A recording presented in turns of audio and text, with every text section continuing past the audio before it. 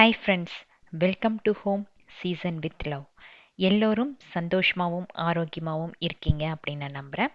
இன்றைக்கி daily routine vlog தான். But எது பண்ணினாலும் இதை நான் மிஸ் பண்ண மாட்டேன் அந்த டே ரொட்டீனில் அப்படின்ட்டு சில விஷயங்கள் இருக்கும் இல்லையா, அதை தான் இன்றைக்கி ஒரு vlog-ஆ ஷேர் பண்ணியிருக்கேன்.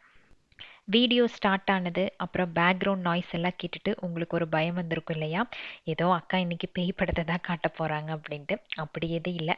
4:30க்கு நான் எழுந்திரிக்கணும் அப்படின்ட்டு நினைப்பேன். அப்படி இப்படின்ட்டு அந்த டைமை கொஞ்சம் கொஞ்சமாக எக்ஸ்டெண்ட் பண்ணி 5 o'clock அப்படிங்கும் போது எப்படியாச்சும் ட்ரை பண்ணி எழுந்திரிச்சிருவேன்.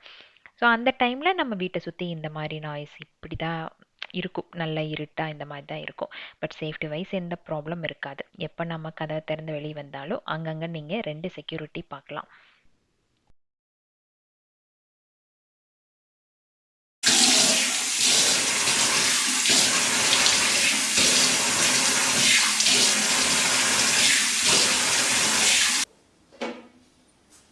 ஸோ காலையில் எழுந்திரிச்ச உடனே முதல் வேலையாக கிச்சனுக்குள்ளே அந்த கெட்டிலில் ஆன் பண்ணிவிட்டு அதுக்கப்புறம் தான் ஃப்ரெஷ்அப் ஆகவே வருவேன். ப்ரஷ் பண்ண உடனே ஒரு கப் அளவுக்கு நல்லா லூக் வார்ம் வாட்டர் குடித்தா தான் அந்த டே கொஞ்சம் நல்லா ஃப்ரெஷ்ஷாக ஸ்டார்ட் ஆன மாதிரி எனக்கு தோணும். ஸோ ப்ரஷ் பண்ணி முடிச்சதுக்கப்புறம் கண்டிப்பாக ஃபேஸ் வாஷ். நான் யூஸ் பண்ணுறது க்ளீன் அண்ட் கிளியர். ரொம்ப நாளாக இதை யூஸ் பண்ணிகிட்ருக்கேன். இதில் நிறையா கலர்ஸ் இருக்கும். நான் இந்த ஆரஞ்சு கலர் யூஸ் பண்ணிகிட்ருக்கேன். கிட்டத்தட்ட ஒரு 6-7 இயர்ஸாக நான் இதை ஃபாலோ பண்ணிகிட்ருக்கேன்னு வச்சுக்கோங்களேன். அதுக்கப்புறம் வாக்கிங் போகிறதுனால காலையில் இந்த மாய்ஸ்சரைசர் க்ரீம் கொஞ்சம் போட்டுக்குவேன். கைக்கு ஃபேஸுக்கு எல்லாமே. ஏன்னா இந்த வெதருக்கு நல்லா ட்ரை ஆயிரும். ஸோ லைட்டாக போட்டுட்டு போனோம் அப்படின்னா கொஞ்சம் ஸ்கின் நல்லாயிருக்கும் அப்படிங்கிறதுக்காக. ஃபஸ்ட்டு நம்மளுக்கு நம்மளை பிடிக்கணும். நம்மளை நாமளே லவ் பண்ண ஆரம்பிக்கணும். அதுக்காக தான் பார்த்தீங்கன்னா அடிக்கடி அந்த கண்ணாடி பார்த்து சிரிச்சுட்டே இருப்பேன். ஸ்மைலிங் ஃபேஸ் இருந்தால் போதுங்க. நம்மளை நாம் தாழ்த்திக்கிட்டோம் அப்படின்னாலே யாருனாலையுமே நம்மளை மேலே கொண்டு வர முடியாது. ஸோ எனக்கு நானே ஒரு குட் மார்னிங் சொல்லிவிட்டு அந்த டேயை நல்லா பாசிட்டிவாக ஸ்டார்ட் பண்ணிடுவேன். காலையில் நம்ம தண்ணி குடிக்கிறோம் இல்லைங்களா, அதில் தேன் இல்லைன்னா எலுமிச்சம்பழம் சாறு இதெல்லாம் கலந்து குடித்தோம் அப்படின்னா இன்னுமே நல்லா இம்யூனிட்டி வரும்னு சொல்லுவாங்க. அது ஒரு 2-3 தடவை ட்ரை பண்ணேன். பட் எனக்கு செட் ஆகலை. இந்த வெதருக்கு டக்குன்னு த்ரோட் இன்ஃபெக்ஷன் எல்லாம் வந்துடுது. அதனால வெறும் லூக் வார்ம் வாட்டர் மட்டும் எடுத்துக்கிறது.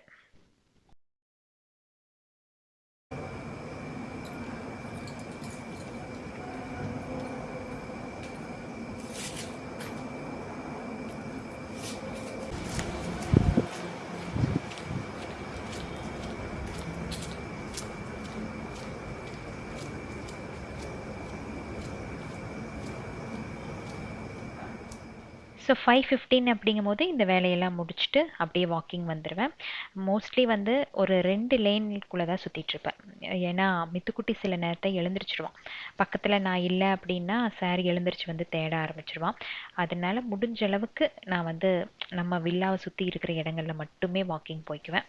நான் ஸ்டார்டிங்ல இங்கே வாக்கிங் போகும்போது நினைப்பேன், யாருடா இது 5:15 யாருமே எழுந்திரிக்க மாட்டாங்க, வாக்கிங் வர மாட்டாங்க அப்படின்ட்டு. பட் ஒருத்தர்கிட்ட பேசும்போது தான் சொல்கிறாங்க, நான் 5:30 மணி அப்படிங்கும்போது கிளம்பி வெளியே போயிடுவேன். அங்கே வாக்கிங் போவேன், இங்கே வாக்கிங் போவேன் அப்படின்ட்டு. ஸோ கிட்டத்தட்ட ஒரு 50+ ஏஜில் இருக்கவங்க நிறையா பேர் இங்கே இருக்காங்க. அவங்க எல்லாருமே காலையில் வாக்கிங் கண்டிப்பாக போகிறாங்க. 2 நாளைக்கு முன்னாடி போட்ட மினி விலாகில் கூட நிறைய பேர் சொல்லியிருந்தீங்க, நான் வீட்டில் செய்கிற வேலையே பெரிய வாக்கிங் ஆட்டம் இருக்குதுக்கா அப்படின்ட்டு. கண்டிப்பாக நாம் செய்கிற வேலையில் வாக்கிங்க்கு மேலே ஜாஸ்தியாக நம்ம உடம்புல இருந்து எனர்ஜி வேஸ்ட் ஆகும். ஆனால் அந்த ஒரு 10 நிமிஷம் சும்மா ஸ்லோவாக நடந்து எங்கேயாச்சும் போயிட்டு வந்தால் கூட உங்களுக்கு அவ்வளோ பெரிய எனர்ஜி கிடைக்கிற மாதிரி இருக்கும். ஸோ ஸ்ட்ரெஸ்ஸாக நம்ம வீட்டில் வேலை செஞ்சுட்டே எடுக்கிற வாக்கிங்க்கும் இதுக்கும் நிறைய டிஃப்ரென்ஸ் உங்களுக்கு தெரிய வரும். எவ்வளோ பெரிய மன அழுத்தமாக இருந்தாலும் ஒரு 10 நிமிஷம் இந்த மாதிரி ஃபோனெல்லாம் எதுவும் இல்லாமல், யாரோட தொந்தரவும் இல்லாமல் ஜஸ்ட் ஒரு வாக் போயிட்டு வந்தாலே நல்ல ஒரு டிஃப்ரென்ஸ் எனக்கு தெரியும். நீங்களும் வேணால் ட்ரை பண்ணி பாருங்கள்.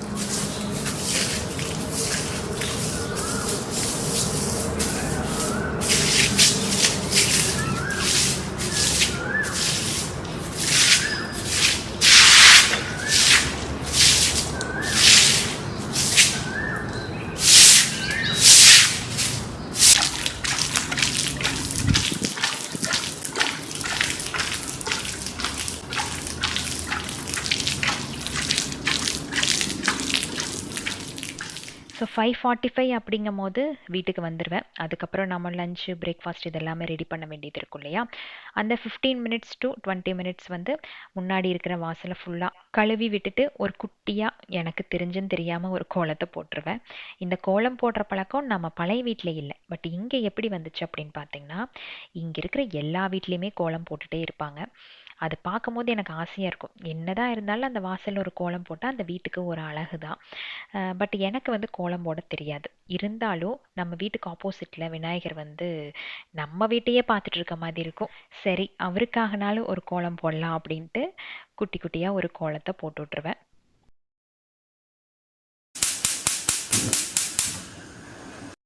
எப்படி ஒரு 6:05 6:10 அப்படிங்கும்போது கிச்சனுக்குள்ளே வந்துடுவேன். வந்தோம் அப்படின்னா கரெக்டாக ஒரு 1.5 மணி நேரம் வேலை இருந்தே ஆகும். அடுத்தடுத்து ஏதாச்சும் ஒன்று இருந்துகிட்டே இருக்கும்.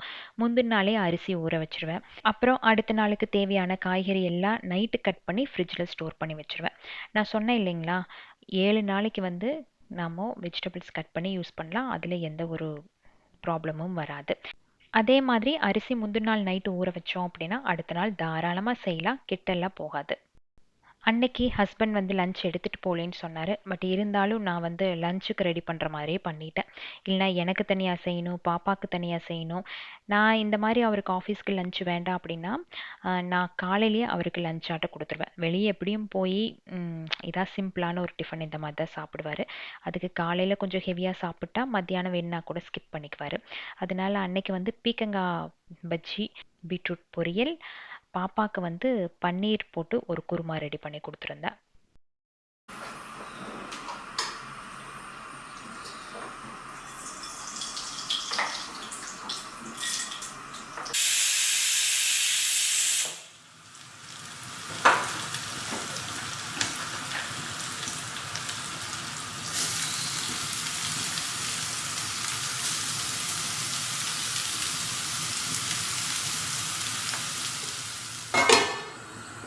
அவருக்கு வந்து பிரேக்ஃபாஸ்ட் இல்லை, டின்னர் வேண்டாம் அப்படின்னா எனக்கு பாப்பாவுக்கு குஷியாயிரும். ஏன்னா சப்பாத்தி பண்ணிக்கலாம். சப்பாத்தி சுத்தமாக அவருக்கு பிடிக்காது. அப்படியே சப்பாத்தி பண்ணாலும் அதுக்கு வெங்காயம் தக்காளி தொக்கு தான் இருக்கணும், வேறு எதுவுமே இருக்கக்கூடாது. எனக்கு பாப்பாக்கும் பன்னீர் கிரேவி இருந்தால் போதும், சப்பாத்தி எவ்வளோ வேணாலும் சாப்பிடுவோம்.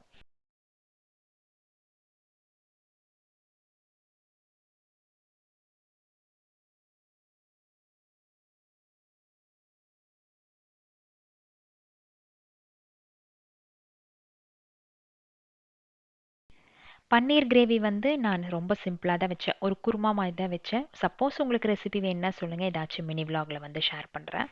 முந்தின நாள் ரெடி பண்ணி வச்சிட்டோம் அப்படின்னா கிச்சனில் நமக்கு அரை மணி நேரம் கூட டைம் தேவைப்படாது. கட கட கடன்ட்டு எல்லா வேலைகளுமே முடிச்சிடலாம். அதனால தான் முந்தின நாள் எவ்வளோ டயர்டாக இருந்தாலோ எவ்வளோ லேட்டாக இருந்தாலும் பாப்பா கிட்ட என்ன வேணும்னு கேட்டு அதுக்கு தேவையானதெல்லாம் கட் பண்ணி வச்சுட்டு படுத்துருவேன். ஸோ காலையில் கொஞ்சம் டென்ஷன் ஃப்ரீயாக இருக்கலாம். ஆனால் யோசிச்சு பார்த்தா இப்போ தான் இந்த ஃப்ரிட்ஜ் அப்படிங்கிற ஆப்ஷன் இருக்குது. அந்த காலத்துலேயே இருந்தது. நான்லாம் சின்ன பொண்ணாக இருக்கும் போது ஃப்ரிட்ஜெல்லாம் இருந்தது. இருந்துமே அம்மா காலையில் தான் நல்லா ஃப்ரெஷ்ஷாக காய்கறி எல்லாம் கட் பண்ணி பிரேக்ஃபாஸ்ட்டு லன்ச் இதெல்லாமே ரெடி பண்ணுவாங்க. எனக்கு ஒரே ஒரு வேலை மட்டும் இருக்கும். கேரட் மட்டும் துருவி கொடுப்பேன் என்னோட கேரட் ஜூஸ்க்காக.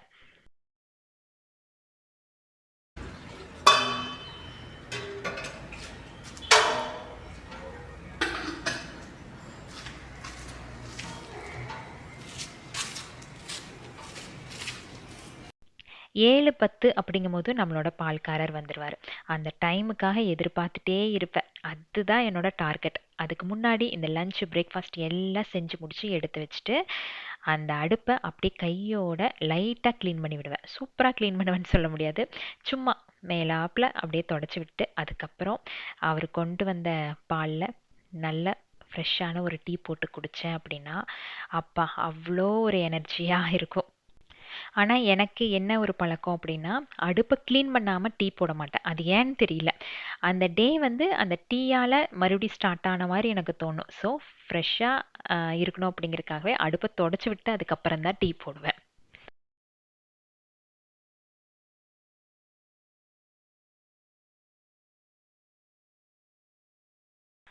ஸோ ஒரு 7:30 அப்படிங்கும்போது ஆல்மோஸ்ட் எல்லா வேலைகளுமே முடிஞ்சிரும். அதுக்கப்புறம் பாப்பாவுக்கு பாக்ஸ் எல்லாம் பேக் பண்ணி வைப்பேன். பாப்பா சில நேரத்தில் என்ன பண்ணுவான்னா, 8 மணி ஸ்கூலுக்கு 7:45க்கு தான் எழுந்திருச்சே வருவா.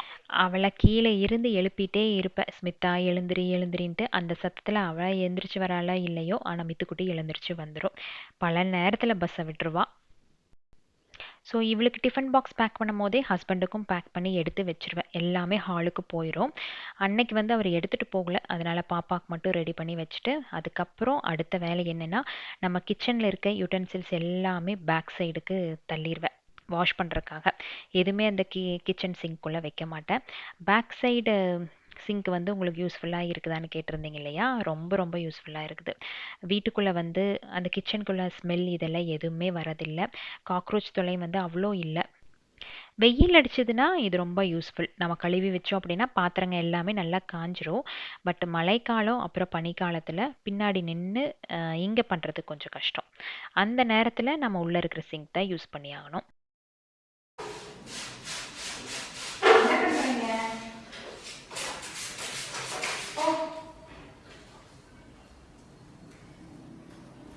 எங்க போற? க்ளே இங்க இருக்கு மித்ரன். இந்த பாக்ஸ்ல இருக்குதா க்ளே? இல்ல. என்னமா? தெரியல மாதா. இந்த மேல ஒரு ரூம்ல இருக்கும். 7:45 7:50 போது பாப்பா கீழே வந்துடுவா. அதுக்கப்புறம் பிரேக்ஃபாஸ்ட்டு சாப்பிட வைக்கிறது இருக்குது பாருங்கள், ரொம்ப கஷ்டம். இவ வந்து சாயங்கால நேரம் படிக்க மாட்டாள். நான் சொன்னேன் இல்லையா, நைட் நேரம் தான் படிக்கும். அது இப்போ எக்ஸாம்ஸ் போயிட்டு இருக்கிறதுனால காலையில் 2 மணிக்கு தான் தூங்குனா. எழுந்திரிச்சு வரக்கே ரொம்ப லேட் ஆயிடுச்சு. அதனால பல நேரத்தில் நானே சாப்பாடு பிணைஞ்சு ஊட்டி விட்டுருவேன். இது பேம்பரிங் பண்ணுறதுன்னு சொல்ல முடியாது. சாப்பிடாம 2 வாய் 3 வாய் சாப்பிட்டு போவாள். மத்தியானம் அவ்வளோ சாப்பிட மாட்டாள். ஈவினிங் வரும்போது பயங்கர டயர்டாகி அந்த சோஃபாவில் தூங்கிட்டு இருக்கும். பார்க்குறக்கே கஷ்டமாக இருக்குது. அதுக்கு ஒரு 10 மினிட்ஸ் டைம் ஸ்பெண்ட் பண்ணி ஊட்டி விட்டுறலாம்.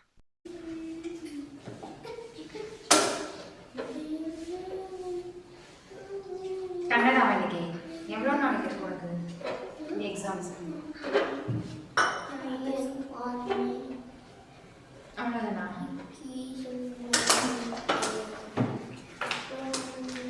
ஐயோ மேக்ஸா? சயின்ஸ் எடுத்துக்கிட்டீங்க? கெமிஸ்ட்ரியில் மார்க்கெட்டே என்னோட ஃபோன் எங்கே கீழே விழுது போகுது. சூப்பர். மேக்ஸா? ஆமா மேக்ஸா? இல்லை மார்க் மேக்ஸுக்கு தான் இருக்குதுங்க. மார்க் டெஸ்ட் చూడు అమ్మకు ఎలా మార్క్స్ స్కోర్ చేసింది.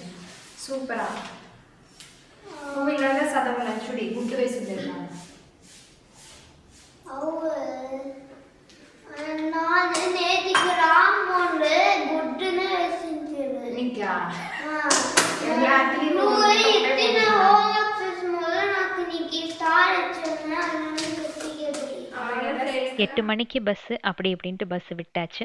ஹஸ்பண்டும் அன்னைக்கு நேரமே ஆஃபீஸ் போகணும் அப்படின்ட்டு குளிக்க போயிட்டாரு. சரின்ட்டு அப்படியே போய் பாப்பாவை ட்ராப் பண்ணிட்டு வரலாம் அப்படின்ட்டு நானும் மித்துக்குட்டி பாப்பா 3 பேரும் கிளம்பியாச்சு. காலையில் மித்துக்குட்டிக்கு வந்து ரொம்ப ஜாலியாக இருக்கும். ஏன்னா யாருடா வெளியே போவாங்க, அவங்க கூட வெளியே சுற்றலாம் அப்படின்ட்டு தான். ஸ்கூலுக்கு கிளம்புற ஞாபகமெல்லாம் சுத்தமாக வராது. ஒரு 8:10 அப்படிங்கும்போது வீட்டுக்கு ரிட்டர்ன் ஆயிடுவேன். வந்த முதல் வேலையாக என்ன பண்ணுவேன்னா, பின்னாடி போட்டிருக்க யூட்டென்சில்ஸ் எல்லாம் வாஷ் பண்ணி எடுத்துருவேன். ஒரு 15 மினிட்ஸ் ஆகும், அவ்வளோதான். அந்த 15 நிமிஷத்தில் மித்துக்குட்டிக்கு ப்ரஷ் பண்ணி குளிக்கிறதுக்கு ஹஸ்பண்ட் வந்து ஹெல்ப் பண்ணிடுவார். ஸோ அவனோட ப்ராப்ளம் எனக்கு எதுவும் இருக்காது. பின்னாடி எல்லாத்தோட வீட்லேயுமே அந்த யூட்டிலிட்டி ஏரியா இருக்கும். பட் எல்லாத்து வீட்லேயுமே பார்த்தீங்கன்னா மெய்டு தான் வாஷ் பண்ணிட்டு இருப்பாங்க. நம்ம வீட்டில் மட்டும்தான் நான் கழுவுவேன். எனக்கு அவங்க எல்லாருமே போட்டி, யாருடா ஃபஸ்ட்டு வந்து கழுவிட்டு வீட்டுக்குள்ளே போகிறது அப்படின்ட்டு. நான் வந்து 2 பக்கம் பார்த்துட்டே இருப்பேன். இந்த பக்கம் வந்து மெய்டு கழுவிட்டு இருப்பாங்க, அந்த பக்கம் கழுவிட்டு இருப்பாங்க. கட கட கடன்னு நான் வாஷ் பண்ணிட்டு உள்ளே போயிடுவேன். ஒருத்தருக்கு ஒருத்தர் பேசிக்கிட்டதில்லை, இல்லை ஜஸ்ட் ஸ்மைல் பண்ணியிருக்கோம், அவ்வளோதான். பட் எங்களுக்குள்ள ஒரு சின்ன போட்டி நடக்கும். யாரு அவங்க பேர் என்ன? இந்த உமா. ஒரு 8:45 9 அப்படிங்கும்போது மித்துக்குட்டி அவர் எல்லாருமே கிளம்பிடுவாங்க. அதுக்கப்புறம் நான் வந்து பிரேக்ஃபாஸ்ட் எடுத்துக்கிறதுக்கு உட்காருவேன். இப்போல்லாம் வந்து பிரேக்ஃபாஸ்ட்டு சாப்பிட்ற டைமும் கொஞ்சம் நமக்கு வேலை இருக்கிற மாதிரி தான் இருக்கும். ஏன்னா ஹஸ்பண்ட் எங்கள் வீட்டிலேருந்து கிளம்பி ஒரு 10 நிமிஷத்தில் ஒரு கால் பண்ணுவோம். நானும் ஹஸ்பண்ட் மட்டும் இல்லை, எங்கள் டீம் அதாவது நம்ம பிஸ்னஸ் ஸ்டார்ட் பண்ணியிருக்கோம் இல்லையா, ஸோ அந்த டீமில் எல்லாருமே அந்த டைமில் கனெக்ட் ஆகும். ஒரு 9:15 அப்படிங்கும் போது கனெக்ட் ஆனோம் அப்படின்னா அந்த டேயில் நம்ம என்ன பண்ணணும், எந்த மாதிரி பிஸ்னஸ் போயிட்டுருக்கு, எந்த மாதிரி நம்ம கொண்டு வரலாம், என்ன மாதிரி கம்ப்ளைண்ட்ஸ் எல்லாம் வந்திருக்கு, இல்லை அவங்களோட ஃபீட்பேக் எல்லாம் எப்படி இருக்குது அப்படிங்கிறத பற்றி எல்லாமே வந்து அந்த 15 to 20 minutes நல்லா டிஸ்கஸ் பண்ணிக்குவோம். ஸோ இந்த 2 மாதமாக பார்த்தீங்கன்னா 9:15 அப்படிங்கிறது எங்களுக்கு வந்து இந்த மாதிரி கான்ஃபரன்ஸ் கால் டைமாக இருக்கும். சின்னதாக நாங்கள் ஒரு பிஸ்னஸ் பண்ணுறோம் அவ்வளோதான். பட் இருந்தாலும் எந்த இடத்துலையும் எந்த விதத்துலேயும் வந்து தப்பு நடந்துடக்கூடாது அப்படிங்கிறது எங்களோட நோக்கம். அதனால தான் இப்போ வரைக்கும் ஆர்டர்ஸ் எல்லாமே நான் தான் எடுத்துகிட்ருக்கேன். இன்னொருத்தருங்கிட்ட கொடுக்கலாம், இருந்தாலும் நான் டைரெக்டாக உங்ககிட்ட டீல் பண்ணுற மாதிரி இருக்காது இல்லையா. இப்போ வரைக்கும் அந்த ஷிப்பிங் டீட்டெயில்ஸ் ஆகட்டும் எதா இருந்தாலும் நீங்கள் எனக்கு கால் பண்ணுறீங்க, நான் பேசுகிறேன். உங்களுக்கும் வந்து சரி ஓகே அபியக்காட்ட கொடுத்துருக்கோம், தப்பு நடந்துராது அப்படிங்கிற ஒரு நம்பிக்கை இருக்குது. அந்த நம்பிக்கை வீணாக்காமல் கொண்டு போகணும் அப்படிங்கிறதுக்காக முடிஞ்ச அளவுக்கு நான் இன்வால்வ் ஆகி பண்ணிகிட்ருக்கேன். எல்லாமே ஒருத்தராக ஹேண்டில் பண்ணுறது அப்படிங்கிறது ரொம்ப கஷ்டமாக இருக்குது. அதனால தான் ஒரு பொண்ணை வந்து இப்போ அப்பாயின்மெண்ட் பண்ணியிருக்கேன். அவங்க வந்து ஆர்டர்ஸ் எடுக்கிறதா இருக்கும். ஸோ நெக்ஸ்ட் நாம் ட்ரெஸ் லான்ச் பண்ணும்போது கண்டிப்பாக உங்கள் எல்லாத்தோட மெசேஜுக்கும் ரிப்ளை வந்துடும்.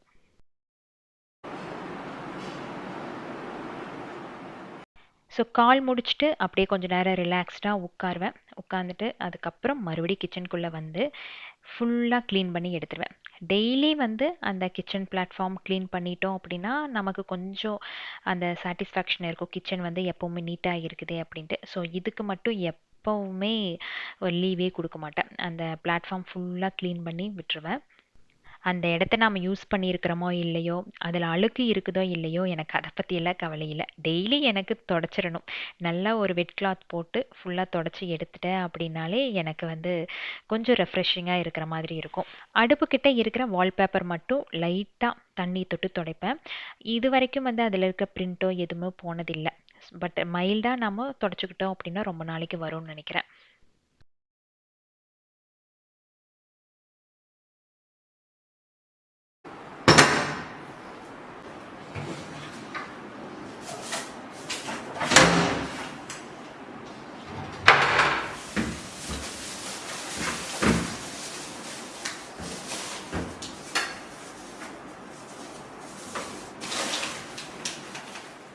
பத்து மணி அப்படிங்கும் போது கார்பேஜ் எடுக்கிறதுக்கு வந்துடுவாங்க. ஸோ அதுக்கு முன்னாடி அதெல்லாம் க்ளீன் பண்ணி கொண்டு போய் வெளியே வச்சுட்டு வந்துடுவேன்.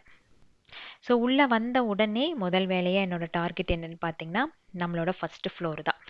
மித்துக்குட்டி பாப்பா எல்லாருமே பார்த்திங்கன்னா விளையாண்டுட்டு அங்கங்கே போட்டு விட்ருவாங்க. சில நேரத்தில் மித்து வந்து க்ளீனப் பண்ணி வச்சுட்டு போயிடும். பாப்பா ப்ராப்ளம் இருக்காது, ஃபஸ்ட்டு ஃப்ளோரில் அவள் ரூம்லையே வந்து எல்லாத்தையும் எடுத்து வச்சுருவான்.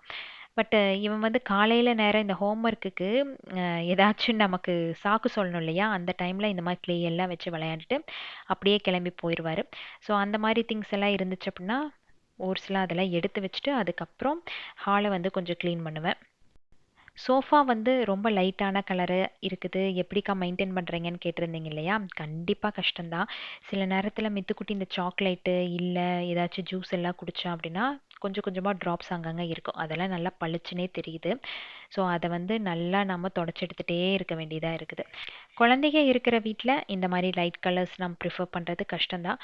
பட் மித்து வந்து இனி ஒரு 6 மாதம் போனால் அப்படின்னா கொஞ்சம் புரிஞ்சுக்குவான். இப்போ வரைக்கும் அவ்வளோ அழுக்கு இல்லை, மேனேஜபிளாக தான் இருக்குது. ஸோ சோஃபா இந்த திங்ஸ் எல்லாம் எடுத்து வச்சுட்டு கையோட லைட்டாக எல்லா ஃபர்னிச்சர்ஸும் வந்து ஒரு தொடச்சி விட்ருவேன். இது டெய்லியும் நடக்கும். நான் இன்றைக்கி போட்டிருக்க ரொட்டீன் வந்து எக்காரணத்து கொண்டும் ஸ்டாப்பே ஆகாது. அதனால தான் வீட்டில் வந்து இந்த ஹால் போர்ஷன் ஆகட்டும் எந்த ரூம் ஆகட்டும் அவ்வளோக்கா வந்து அழுக்கு இல்லாமல் கொஞ்சம் சுத்தமாக இருக்குது. பட் ஒவ்வொரு ரூமுக்கும் வந்து டீப் க்ளீனிங் வந்து வாரத்தில் ஒரு நாள் வச்சுக்குவேன். அது வந்து இன்னொரு vlogல உங்களுக்கு நான் ஷேர் பண்ணுறேன். மற்றபடி இந்த க்ளீனிங் வந்து எந்த ஒரு எக்ஸ்கியூஸ் இல்லாமல் கண்டிப்பாக டெய்லி நான் பண்ணிகிட்டு இருக்கிறது. டெய்லி இந்த க்ளீனிங் வேணுமா, 2 நாளைக்கு ஒருக்கா தொடச்சா போதாதா அப்படின்னு கூட தோணலாம். பட் எனக்கு இதுக்கு பழக்கப்பட்ட போனங்காட்டி ஒரு நாள் இது க்ளீன் பண்ணலைனாலும் நாம் வந்து ஏதோ ஒரு வேலையை செய்யாத மாதிரி தோணிகிட்டே இருக்கும்.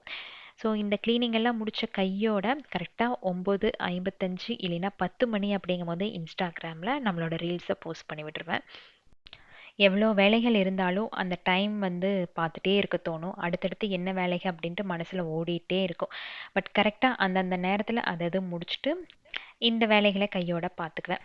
ஸோ ஃபர்னிச்சர்ஸ் எல்லாம் தொடச்சி எடுத்ததுக்கப்புறம் ரெஃப்ரெஷிங் டைம் அப்படின்னு வச்சுக்கலாம். நம்மளோட கிரவுண்ட் ஃப்ளோர் தானே இப்போ டார்கெட். ஸோ அந்த இடத்துல இருக்கிற பிளான்ட்ஸ் ஆகட்டும், ஃப்ளவர்ஸ் ஆகட்டும், ஏதாச்சும் ட்ரையாக இருந்துச்சு அப்படின்னா கையோட ரிமூவ் பண்ணிடுவேன். அந்த மாதிரி இருந்துச்சு அப்படின்னா நமக்கு பார்க்குறக்கே கஷ்டமாக இருக்கும். இப்போ வந்து ஃப்ளவர்ஸ் அவ்வளோ நமக்கு அரேஞ்ச் பண்ணுறதுக்கு கிடைக்கிறதில்ல. அதனால் மோஸ்ட்லி நம்ம கார்டனில் இருக்கிற பூ அப்புறம் செடி வச்சே ஓரளவுக்கு டெக்கரேட் பண்ணிக்கிறது. ஏன்னா அந்த கார்டனில் வந்து இப்போ தான் சாப்ளிங் வந்து போட்டிருக்காங்க. எப்படியும் இனி ஒரு 6 to 8 months ஆயிரும்னு நினைக்கிறேன். ஸோ அது வர வரைக்கும் இதை வச்சு அப்படியே மேனேஜ் பண்ண வேண்டியதான். பட் ஒன்ஸ் இதுக்கு நாம் பழக்கப்பட்டோம் அப்படின்னா நமக்கு இதே போதுமானதாக இருக்கும்னு நினைக்கிறேன். செடிகளையும் ட்ரிம் பண்ண மாதிரி இருக்கும், ட்ரிம் பண்ண பிளான்ட்ஸ் எல்லாத்தையும் வந்து நம்ம வீட்டை அலங்கரிச்ச மாதிரி இருக்கும்.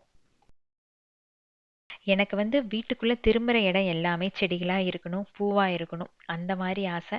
ஸோ எது கிடைச்சாலுமே வந்து அந்த இடத்துல அரேஞ்ச் பண்ணி வச்சிருவேன்.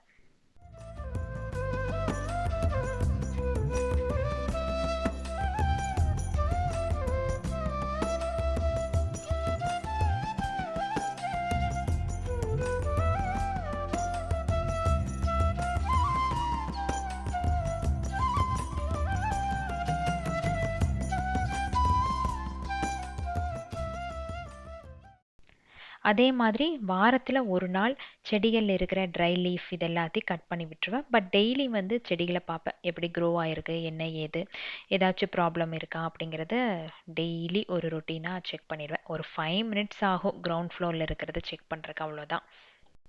அவ்வளோதான், ஆல்மோஸ்ட் எல்லா வேலையுமே கீழே முடிஞ்சிடும். எல்லா ரூமையுமே ஒரு 5 to 10 minutes டைம் ஸ்பெண்ட் பண்ணேன் அப்படின்னா புத்தம் புதுசாக பண்ணுற மாதிரி பண்ணி வச்சுருவேன். அதுக்கப்புறம் எனக்கு ஒரு பெரிய திருப்தி வரும். ஸோ குளிக்கிறதுக்கு முன்னாடி கொஞ்சம் வேலைகள் இருக்கும். என்னென்னா இதெல்லாம் க்ளீன் பண்ணுறேன்னா பண்ண கையோடவே அங்கங்கே கொஞ்சம் கேண்டில் வந்து பற்ற வச்சுருவேன். கொஞ்சம் எனக்கு ரூமில் வந்து அந்த வீட்டுக்குள்ளே ஒரு ஃப்ராக்ரன்ஸ் இருந்துச்சு அப்படின்னா நல்லா இருக்கும். மைல்டான ஒரு ஃப்ராக்ரன்ஸாக இருந்துச்சு அப்படின்னா அந்த வீட்டுக்குள்ளே அந்த வாசம் அடிச்சுட்டே இருக்கும், அந்த ஒரு பாசிட்டிவிட்டி இருந்துகிட்டே இருக்கும். அது நம்ம குளிச்சுட்டு வந்ததுக்கப்புறம் அந்த வாசத்தோட டேயை ஸ்டார்ட் பண்ணும்போது அப்பா, அதில் இருக்க ஆனந்தமே தனியாக இருக்கும்.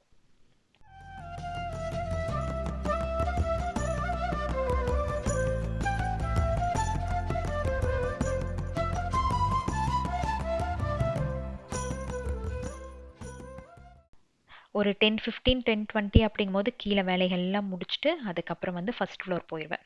அங்கே எனக்கு 10 to 15 minutes டைம் ஒதுக்குவேன். எல்லா ரூமையும் வந்து ஃபஸ்ட்டு க்ளீன் பண்ணிடுவேன். மேலே 3 பெட்ரூம் இருக்குது. ஸோ 3 பெட்ரூமையும் வந்து நல்லா க்ளீன் பண்ணிவிட்டு அதுக்கப்புறம் இருக்கிற துணிகள் எல்லாத்தையும் வந்து காய போடுவேன். இப்போ வந்து மழை பெய்யறங்காட்டி 2 வேலை, நைட்டு தூக்கி உள்ளே போடணும், மறுபடியும் வெயில் அடிக்கும்போது காலையில் தூக்கி வெளியே போடணும். ஸோ இந்த வேலை இருந்துகிட்டே இருக்கும். நான் நிறையா தடவை யோசிப்பேன், நம்ம வீட்டில் இருந்துகிட்டே இந்த வேலைகள்லாம் செஞ்சு முடிக்கிறதுக்கு 10:15 பக்கம் ஆகி போயிடுதே. வேலைக்கு போகிறவங்க இது எல்லாத்தையும் சமாளித்து வீட்டையும் பார்த்துட்டு பாவம் அவங்களுக்கெல்லாம் எவ்வளோ சேலஞ்சஸ் இருக்கும் இல்லை?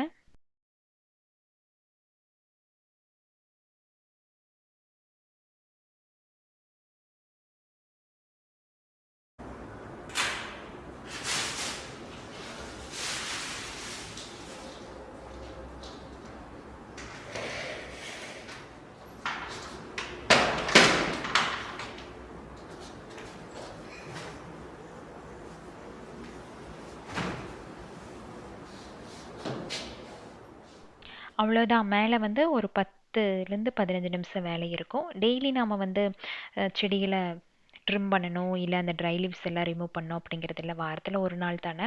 ஸோ அதுக்கு தகுந்த மாதிரி என்னோடய வேலைக்கு தகுந்த மாதிரி அது எல்லாத்தையும் கொஞ்சம் க்ளீன் பண்ணிவிட்டு அப்படி கையோட லாண்ட்ரி பேஸ்கெட்டை தூக்கிட்டு கீழே வந்துடுவேன். டெய்லி ஒரு ரவுண்ட் லாண்ட்ரி போடணும் அப்படிங்கிறது என்னோட லிஸ்ட்டில் கண்டிப்பாக இருக்கும். ஏன்னா அப்படி போட்டால் மட்டுமே நமக்கு துணிக சேராது, வேலை கம்மியாக இருக்கும். மழை பெய்யுது, சரி அடுத்த நாள் நம்ம போட்டுக்கலாம் அப்படின்ட்டு சில நேரத்தில் போடுவேன். பட் அந்த டைமில் தான் பார்த்தீங்கன்னா பாப்பாவோட ட்ரெஸ் எல்லாம் அதில் மாட்டியிருக்கும். காலையில் எழுந்திரிச்சு மூட் அவுட் பண்ணிவிட்டு அதுக்கப்புறம் தான் கிளம்புவான். ஸோ அதனாலேயே இப்போல்லாம் எப்படியாச்சும் மழை பெய்யுதோ வெயில் அடிக்குதோ நம்ம வந்து துவைக்கிற வேலையை விடவே கூடாது அப்படின்ட்டு டெய்லி கண்டிப்பாக ஒரு மிஷின் வந்து போட்டு எடுத்துருவேன். அதே மாதிரி டோர் மேட்ஸ் எல்லாம் எப்படி வாஷ் பண்ணுறீங்கன்னு கேட்டிருந்தீங்க இல்லையா? அது வந்து மிஷின் வாஷ் தான் பண்ணுறேன். என்னால் உட்காந்தெல்லாம் இது க்ளீன் பண்ணுறதுக்கு டைமே இல்லை. ஸோ என்ன பண்ணுவேன்னா, மிஷினில் ஃபஸ்ட்டு இதை போட்டு வாஷ் பண்ணிவிட்டு அதுக்கப்புறம் மறுபடியும் ஒரு 10 நிமிஷம் குயிக் வாஷ் இருக்கும் இல்லைங்களா, அதில் மிஷினை வந்து ஆன் பண்ணி விட்டுருவேன். சும்மா தான் மிஷின் ஓடும், பட் அதில் இருக்க அழுக்கெல்லாம் அதில் போயிடும் அப்படிங்கிற எனக்கு ஒரு திருப்தி. அதுக்கப்புறம் நம்ம எப்பவும் போல் துணிகளை போட்டு துவைச்சி எடுத்துக்கிறது. ஸோ ஒரு 10:30 மணி அப்படிங்கும்போது கிரவுண்ட் ஃப்ளோரு ஃபஸ்ட் ஃப்ளோர் இந்த வேலைகள் முடிஞ்சிடும். அதுக்கப்புறம் நான் போகிறது டெரஸில் நம்மளோட வெஜிடபிள் வேஸ்ட் எல்லாம் முதல் வேலையாக கொண்டு போய் அந்த கம்போஸ்ட் பின்னில் போட்டுருவேன். டெரஸ் வேலையை மட்டும் ஆப்ஷனாக வச்சுக்குவேன். காலையில் பண்ணுவேன், அப்படி இல்லையா சாயங்கால நேரம் பண்ணுவேன். மூடு இருந்துச்சு அப்படின்னா காலையிலேயே பண்ணி முடிச்சிடுவேன். ஏன்னா ஈவினிங் இதுக்கு மேலே ஏதோ வேலை இருக்குது அப்படின்னு அர்த்தம். ஸோ காலையில் கொண்டு வந்து இந்த கம்போஸ்ட் எல்லாத்தையும் போட்டுட்டு கூடவே கொக்கோ பிட்டி அதில் போட்டு வச்சுருவேன். போட்டுட்டு நல்லா ஸ்ப்ரெட் பண்ணிவிட்டு அதுக்கப்புறம் டெரஸில் ஏதாச்சும் சின்ன சின்ன வேலைகளுக்கும் அதை வந்து பார்த்துருவேன். காலையில் வந்தேன் அப்படின்னா நான் ரொம்ப லக்கி. ஏன்னா நம்மளோட லில்லி எல்லாமே சூப்பராக பூத்திருக்கும். சாயங்காலம் வந்தேன் அப்படின்னா இவங்க எல்லாம் அப்படியே தூங்கி சோர்ந்து விழுந்துருவாங்க. ஸோ காலையில் வந்தேன் அப்படின்னா கொஞ்சம் வீடியோ ஃபோட்டோஸ் இது எல்லாமே எடுத்துகிட்டு போவேன். நிறைய பேர் வந்து இந்த க்ளவுஸ் யூஸ் பண்ணுங்கக்கா, எப்படிங்க்கா இதுக்குள்ளே கை விடுறீங்க, ஒரு மாதிரி அருகருப்பாக இருக்குது அப்படின்ட்டுலாம் சொல்லியிருந்தீங்க.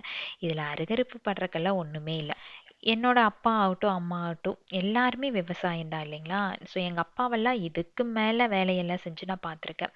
காட்டுக்குள்ளே வெறுங்கையோட தான் தொடுவார், வெறுங்கையோட தான் அத்தனை வேலைகள் செய்வார். இப்போ வரைக்கும் நல்லா ஹெல்த்தியாக தானே இருக்காங்க. ஸோ நேச்சர் வந்து நமக்கு எந்த ஒரு பாதிப்பும் எப்போவுமே கொடுக்காது. நாம் அதை தொந்தரவு பண்ணாமல் இருக்க வரைக்கும் நமக்கு எந்த ஒரு கஷ்டத்தையும் கொடுக்காம நம்மளை நல்லா பாதுகாப்பாக தான் பார்த்துக்கும். ஸோ மண்ணில் கை விடுறது, அப்புறம் இந்த கம்போஸ்டில் கை விடுறது, இதெல்லாம் வந்து எப்போவுமே ரொம்ப அசிங்கமான விஷயம். இந்த மாதிரியெல்லாம் நான் நினச்சதே இல்லை. அப்படி இருந்தால் இவ்வளோ பெரிய கார்டனை என்னால் உருவாக்கி இருக்கவே முடியாது. அப்புறம் ஒரு சிலர் வந்து கேட்டிருந்தீங்க, அக்கா இவ்வளோ செடிகள் வச்சுருக்கீங்க, பீரியட்ஸ் டைமில் என்னங்கக்கா பண்ணுவீங்க அப்படின்ட்டு. பீரியட்ஸ் டைம்னால நான் பார்க்க மாட்டேங்க. எல்லா நேரத்துலையும் வந்து செடிகளை தொடுவேன், தண்ணி ஊற்றுவேன், அதில் ஏதாச்சும் வேலைகள் இருந்தால் பண்ணுவேன். அதனால செடிகளுக்கு பாதிப்பு வந்ததா நான் இப்போ வரைக்கும் நினச்சதே இல்லை. முக்கியமாக வந்து துளசி செடி, அப்புறம் பிரம்மகமலம், இந்த 2-3 செடிகள், அதாவது இந்த மாதிரி 2-3 செடிகள் வந்து அம்மா சொல்லுவாங்க தொடக்கூடாது அப்படிங்கிறதுக்காக. ஸோ அதை மட்டும் கொஞ்சம் கேர்ஃபுல்லாக பார்த்துக்குவேன். மற்றபடி நான் எல்லா செடிகளுமே தொடுவேங்க. சில நேரத்தில் துளசி செடி வந்து விதை விழுந்து மற்ற செடிகளோட இருக்கும். பட் அதை தெரியாமல் கூட நான் செடிக்கு தண்ணி ஊற்றிருக்கேன். அதனால அந்த துளசி செடி காஞ்சுதா அப்படின்னா அது இல்லை, நல்லா தான் வந்துட்டுருக்கு. சில செடிகள் வந்து தொடக்கூடாது அப்படின்ட்டு பெரியவங்க சொல்கிறாங்க அப்படின்னா கண்டிப்பாக அதில் ஏதாச்சும் ஒரு அர்த்தம் இருக்கும். ஸோ அந்த மாதிரி செடிகளை நம்ம அவாய்ட் பண்ணிக்கிறது நல்லது.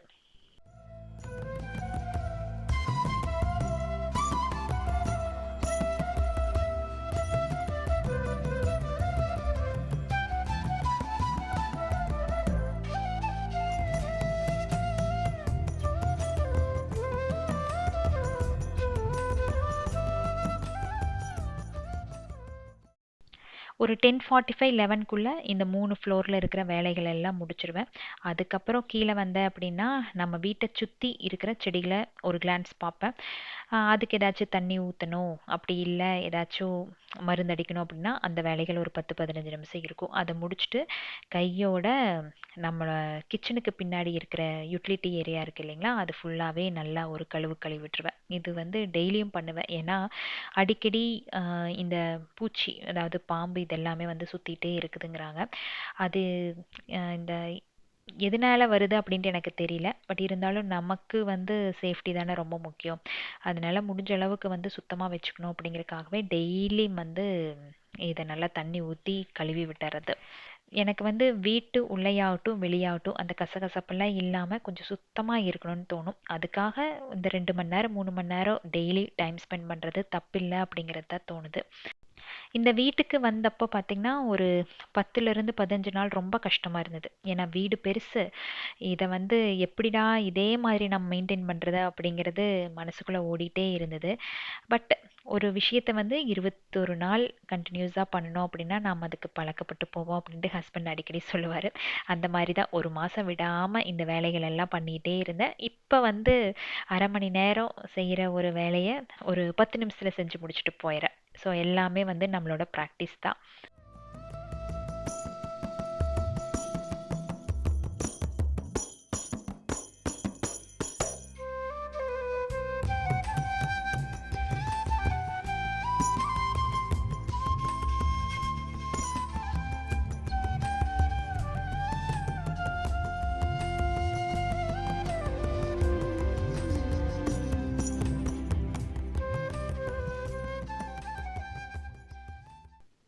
ஸோ வீட்டு வேலைகள்லாம் முடிச்சுட்டு 11 மணி அப்படிங்கும்போது ஃப்ரெஷ்அப் ஆகிட்டு கீழே வந்துட்டேன் அப்படின்னா மித்துக்குட்டி வர வரைக்கும் நமக்கு வந்து வீடியோ எடிட்டிங் இருக்கும். அது கூடயே நமக்கு பிஸ்னஸ் என்கொயரிஸ் இது எல்லாமே வரும். ஆர்டர்ஸ் எடுக்கிறது, அப்புறம் ட்ராக்கிங் பண்ணுறது, இந்த மாதிரி வேலைகள் எல்லாம் கண்டினியூஸாக இருந்துகிட்டே இருக்கும். அதுக்கு உட்காந்து அப்படின்னா நேரம் போகிறதே தெரியாது. இது வந்து எனக்கு புது ஃபீல்டு தான். பட் எங்கேயும் தப்பு நடக்காமல் போகணும் அப்படிங்கிறது வந்து எனக்கு ஒரு பயம். அதனாலே பார்த்து பார்த்து கண்ணும் கருத்துமாக ஒன்றொன்னா வந்து பண்ணிகிட்ருக்கேன். ஸோ எல்லாமே லேர்னிங் தானே. கண்டிப்பாக நாம் வந்து படிப்படியாக ஒன்றொன்னா லேர்ன் பண்ணி இதுலேயும் நாம் எக்ஸ்பர்ட் ஆயிடுவோம் அப்படின்ட்டு எனக்கு ஒரு நம்பிக்கை இருக்குது. ஸோ இந்த வீக் நம்மளோட ஃபேமிலியில் யார் யார் birthday and wedding day celebrate பண்ணுறாங்கன்னு பார்க்கலாமா? அருள் ஜோதி ஈரோடு, கிரந்தி துரை, சத்யா பிரியா, ரோஹிணி, கோகுல் பிரசாத், ஆயிஷா பேகம், ஆயிஷா, சமந்தா, தனலக்ஷ்மி, வேலவன். இதில் பர்த்டே செலிப்ரேட் பண்ணுறவங்க அனைவருக்குமே இனிய பிறந்தநாள் தின நல்வாழ்த்துக்கள். அண்ட் வெட்டிங் டே செலிப்ரேட் பண்ணுறவங்க அனைவருக்குமே இனிய திருமண நாள் தின நல்வாழ்த்துக்கள். இன்று போல என்றுமே சந்தோஷமாகவும் ஆரோக்கியமாகவும் வாழணும். சிலரோட பேர் வந்து நான் எடுக்கலையோ என்னமோ எனக்கு தெரியல. இந்த தடவை வந்து ரொம்ப கம்மியான நேம்ஸ் மட்டுமே இருக்குது. ஸோ இன்றைக்கி விலாகில் பார்த்திங்கன்னா எவ்வளோ பெரிய வேலைகளாக இருந்தாலும் இந்த வேலைகள் வந்து நான் விடவே மாட்டேன் அப்படிங்கிற மாதிரி சில விஷயங்கள் வந்து ஷேர் பண்ணியிருந்தேன். இதே வந்து 30 மினிட்ஸுக்கு மேலே ஆயிடுச்சு. இது இல்லாமல் ஈவினிங் ரொட்டீன் வேறு இருக்கும். அதை நான் ஷேர் பண்ணியிருந்தேன் அப்படின்னா கண்டிப்பாக உங்களுக்கு மூவி பார்த்த மாதிரி தோணியிருக்கும். ஸோ ஒரு டே 5 o'clock ஸ்டார்ட் ஆச்சு அப்படின்னா எண்ட் ஆஃப் த டே வரைக்கும் என்னோடய கேரக்டர் என்னென்னா, ஒரு நல்ல பொண்ணு, ஒரு நல்ல ஒய்ஃப், ஒரு நல்ல அம்மா, ஒரு நல்ல கண்டென்ட் கிரியேட்டர், அப்புறம் ஒரு நல்ல என்டர்ப்ரனர். இதுதான். ஸோ இந்த கேரக்டரில் எந்த ஒரு தப்பும் நடக்காமல் என்னோடய லைஃப்பை கொண்டு போகணும் அப்படிங்கிறதா என்னோடய ஆசை. ஸோ நெக்ஸ்ட் வீக் இனி ஒரு இன்ட்ரெஸ்டிங்கான லாங் வீடியோவில் உங்களை நான் சந்திக்கிறேன். Keep supporting me. Thanks for வாட்சிங்.